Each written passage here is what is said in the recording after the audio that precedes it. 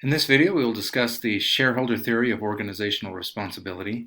But before we do that, let's review who shareholders are and how they influence organizations. So first, let's take a fictional company, Alpha Corp, for example. Now, what often happens with businesses is that the company is broken up into multiple pieces called shares. Now, in this case, Alpha Corp is broken up into 12 shares, but most large businesses are actually broken into millions of shares. After it's broken up into shares, each share is then sold to investors. So in this case, let's just say Sally buys 6 shares, Bob buys 4 shares, and Jane buys 2 shares. So Sally, Bob, and Jane are now shareholders of Alpha Corp. But now the question arises, who manages Alpha Corp? Well, what typically happens is that the shareholders will elect a board of directors.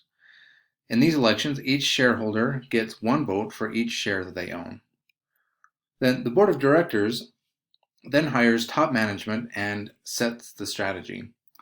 Now, the board always selects the CEO, and sometimes they choose other executives as well. These top management employees then operate the company. They hire additional employees, manage finances, serve customers, etc. Shareholders, though, have the ultimate authority. If they collectively are not happy with the direction of the business, they can simply elect a different board of directors. Not-for-profit and public organizations can have similar models. So, for example, Snow College is a state institution.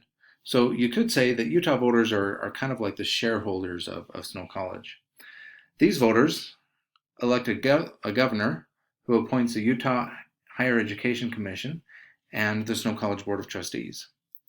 Then the Snow College Board of Trustees set policy and strategy for the college. The Utah Higher Education Commission sets the direction for all public universities and colleges in the state, and they hire the president of Snow College and, of course, the presidents of the other colleges as well.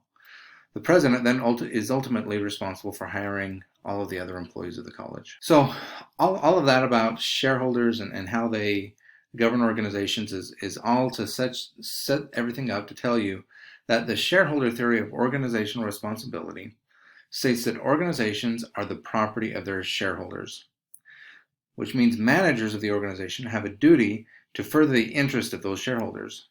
Now, it's important to note that shareholder theorists often believe that shareholders should use their resources to further social causes, but that the decisions about which social causes to support are the prerogative of the shareholder, not management.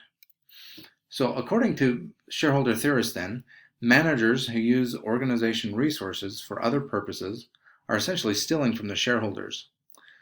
So again, using Snow College as an example, under the shareholder theory, Snow College is the property of the state of Utah, and anything that Snow College does that does not benefit the state of Utah would actually be a misuse of resources. And that's the shareholder theory wrapped up.